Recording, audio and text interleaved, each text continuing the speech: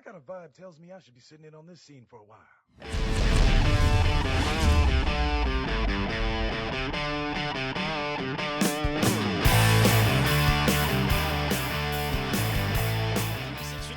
This is optibotimus coming at you with another video review. And today we're going to be taking a look at something that I've had for quite a long time. Now, in case you haven't noticed, I didn't show you off the packaging. Now, that's because I actually got this figure early, which means way before it actually released at retail. And I've been waiting for whatever reason to review it, and now I decided to do it.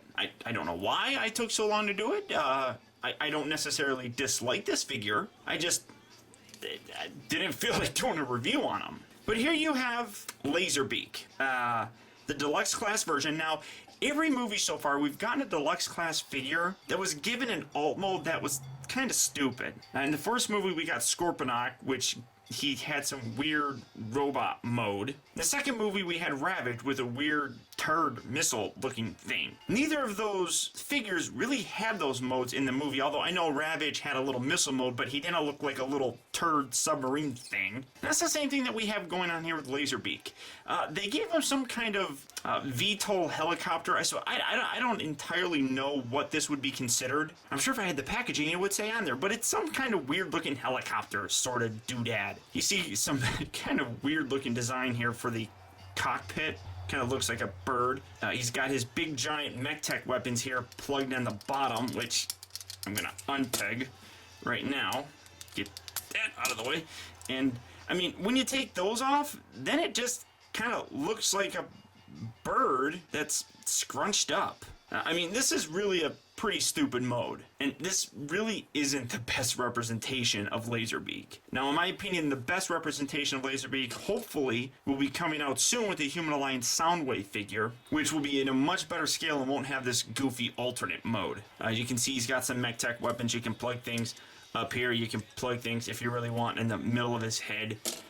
That's pretty much it. You got the holes down here in the bottom. You got a hole down here. One thing that is actually kind of neat with this mech tech weapon is that if you plug it in, and I'm gonna try and do this right. Come on, no, hold on. All right, so you plug it. Well, it's not gonna work very well. So you just plug it in like that, and then it locks in. And now he's got a big giant gun. I don't know why he would use this, because he's a bird and he doesn't really have hands or anything. So I don't understand why you would want this like this. You could probably use it for one of your other figures. That would probably be okay. And it's got the standard pegs here, so it could be held by any figure, I suppose. On to the transformation for this guy.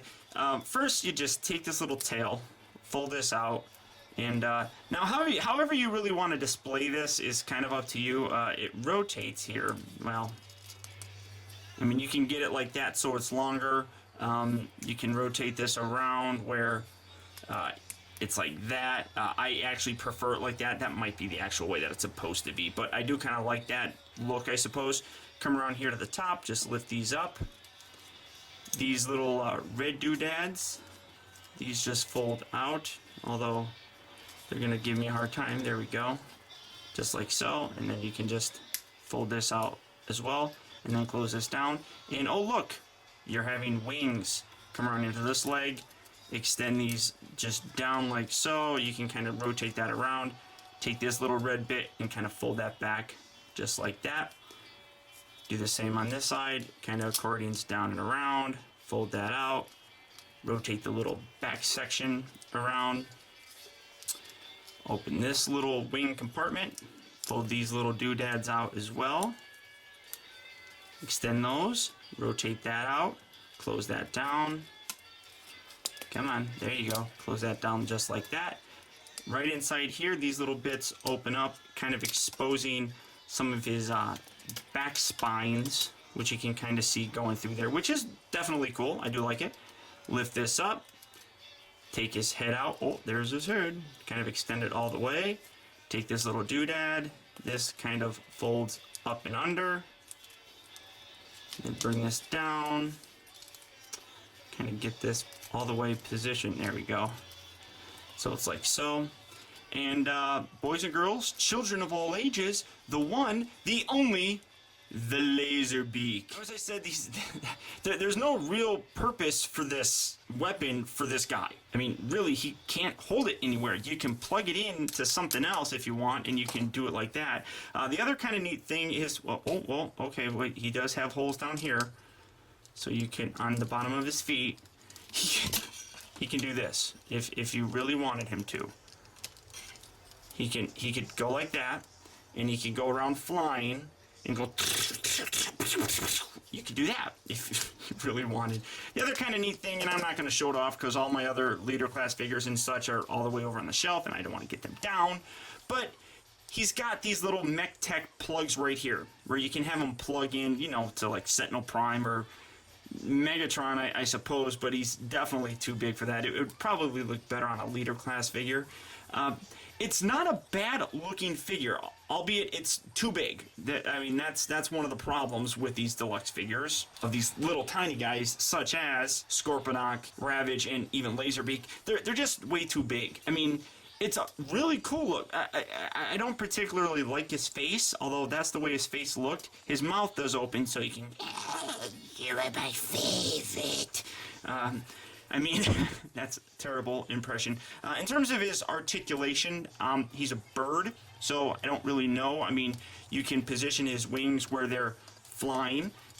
They do rotate, so you can have that. These little bits can move in and out, so you can kind of position him where it looks like he's got his wings folded back as if he's standing there and perched and ready to do something. His legs here at the hip are on a ball joint, and then these kind of fling all over the place. I wish this would lock forward, because as it is, it just kind of stands there. It's not too bad, but it's not as strong as I would like it to be. So that definitely sucks. His tail is on these multiple joints, so you can get a whole bunch of articulation and range of movement there. Now, this is where things kind of do suck. Like, you can make it longer by doing it like that, but I don't know. I like having the prongs here on the back. And then his head is on, I mean, you can see it's on like all these different ball joints. There's like 1, 2, 3, 4 different ball joints here just in his neck, and then a little swivel joint here at the base of his neck. So it's definitely a cool looking figure.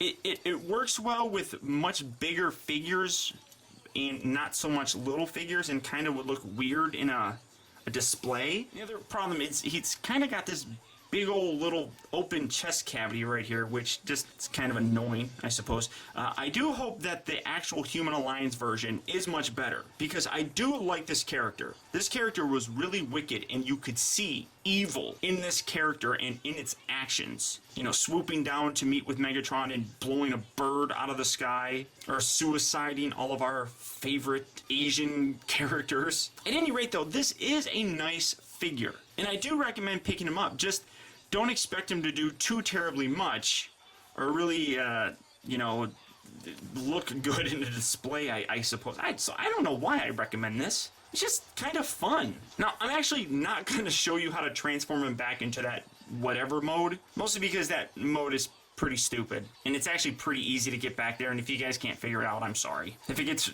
really bad where a lot of people keep asking me to show the transformation back, I'll just put like an annotation somewhere and link you to somebody who transforms this thing back into the helicopter. So until next time, guys, I want to thank you for tuning in. This has been Optibotimus. I'll talk to you later.